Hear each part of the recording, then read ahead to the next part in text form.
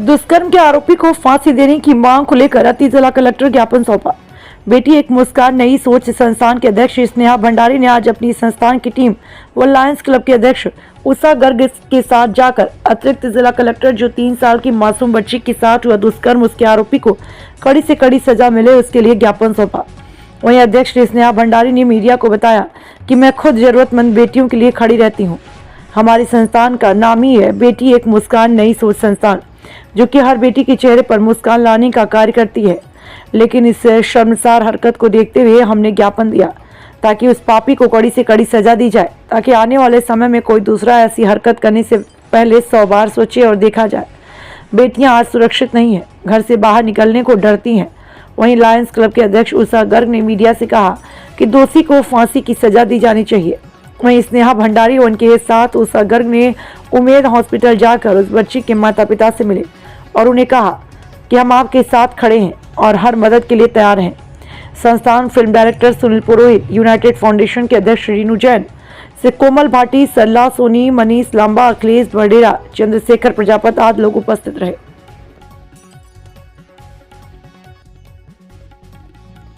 फांसी दो,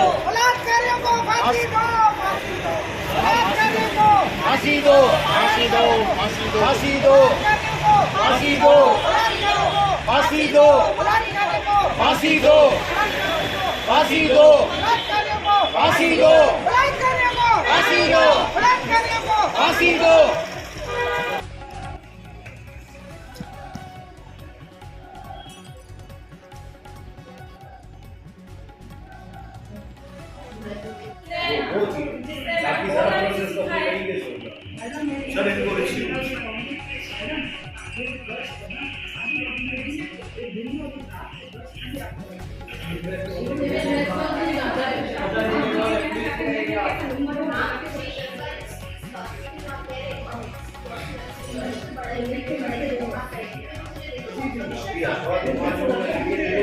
नई सोच संस्थान से मैं आज हम कलेक्टर ऑफिस आए हैं। दीप्ति शर्मा जी मैडम हैं, उनसे हम मिले हैं और कुछ दिनों पहले एक बच्ची के साथ बहुत ही दर्दनाक हादसा हुआ था, उसके साथ रेप हुआ। ये एक बहुत ही शर्मनाक बात है और हमारे जोधपुर शहर में ऐसी घटनाएं हो रही है बेटियों को लेके, तो हम सबको जागरूक होना पड़ेगा, क्योंकि उस बच्ची का क्या गुनाह, जिस बच्ची ने बोलना ना सीखा हो, जिसने माँ पापा का नाम ना लेना सीखा हो, उस बच्ची के साथ ऐसी दर्दनाक घटना शर्मनाक बात है। हमें अब चुप्पी तोड़नी पड़ेगी और हाथ में लठ लेना पड़ेगा, लाठी लेनी पड़ेगी, क्योंकि ये जो दोषी लोग हैं ये ऐसे नहीं मानेंगे। तो हमें अपनी चुप्पी तोड़ो और लाठी अपनाओ, ये नारा लगाना पड़ेगा। और बेटी एक मुस्कान नई सोच संस्थान, जो कि बेटियों के मुस्कान लाने का कार्य करती है, और ऐसी ही बेटियां जो आज निर्दोष होने के बाद में भी उनके साथ इस तरीके की हरकत होती है, ऐसी घटनाएं होती है। 14, 15 साल, 5 साल, 8 साल, 10 साल, 15 साल, 21 साल, 22 साल, ऐसी बेटियां और औरतों के साथ में भी जो ये रेप केस, बलात्कार हो रहे हैं, पर एक मासूम की क्या गलती थी। उस बच्ची के साथ ये जो घटना हुई बहुत ही दर्दनाक है, शर्मनाक है। जोधपुर ने, राजस्थान ने नहीं, भारत में सबको आवाज उठानी चाहिए। उस बेटी को हक मिलना चाहिए। बलात्कारियों को फांसी दो, सजा दो, उसे बीच चौराहे पे लाके उसको जनता के सामने पेश करो। सजा वो होती है, फांसी दो। हमारा केंद्र सरकार, राज्य सरकार से यही अपील है कि उसे सजा मिलनी चाहिए। और बच्ची निर्दोष है। आज हम उमेद अस्पताल भी जाएंगे, बच्ची से मिलकर आएंगे। आप लोगों से मेरा यही अनुरोध है कि बच्चियां बाहर नहीं, घर में भी सेफ नहीं है, तो ऐसे कानून बनने चाहिए। राज्य सरकार और केंद्र सरकार से मैं ये गुजारिश करना चाहूंगी, अच्छे कानून बने बेटियों के लिए, जिससे बेटियां सुरक्षित रहें। आपका परिचय? और जहाँ जहाँ जैसे गार्डन हुए, घर के आसपास हुए, ऐसी सख्ती होनी चाहिए, पुलिस गश्त होनी चाहिए, जिसमें पुलिस महिला कर्मी हो, जिससे हमारी बेटियां सुरक्षित रह सके और सिविल ड्रेस में हो। आपका परिचय मैम?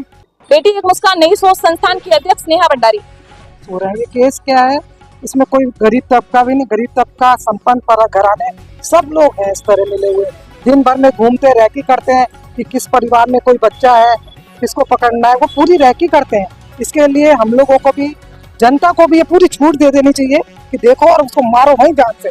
पुलिस नहीं करेगी तो जनता करेगी। ये सबक सिखाना पड़ेगा कि आए दिन हो रहा है, बेटे को उठा के ले जा रहे हैं आप, रात को दिख रहा है, ये क्या बात है। इसलिए देखा जाए कि पुलिस भी, हम राजनीति मामला नहीं बनना देना चाहते हैं, इसको मसला महिलाओं का मसला है, कोई भी इसमें रोटी ना सेके ये फलाना ये हो गया तो अरे आए दिन हो रहा है, कभी 3 साल की के साथ हो रहा है, कभी 7 साल की के साथ हो रहा है, कभी 8 साल। गश्त बढ़ जाए और शादी वर्दी में होना चाहिए। शादी में तो हम लोगों को हर मोहल्ले में एरिया वाइज एक चौकी खोल दो जिसमें केवल शादी वर्दी में पुलिस गश्त करेगी। और वो जब सब कह रहे हैं रात को गश्त करती है पुलिस भी कई बार नशे में होती है, हमने देखा पुलिस भी नशे में होती है। वो क्या करेगी, 1-2 महिला करना चाहते ताकि वो महिला बात कह सके। महिलाएं, मैं पूरी बात कह रही हूँ, अब बिल्कुल बर्दाश्त नहीं करेगा, सड़कों में आएंगे। अभी हम लोग ने तो शुरुआत करी कि देखते क्या होता है। सरेआम चौराहे में फांसी तो हमने तो डंडे से मार के हम मार देंगे। वो औरतें हैं और पुलिस करेगी, मारेंगे 1-2 जान वो की जाएगी कितना हो गया। आपका परिचय मैं मैम? उषा गर्ग, अभी हम लोग बेटी एक मुस्कान की तरफ से आए।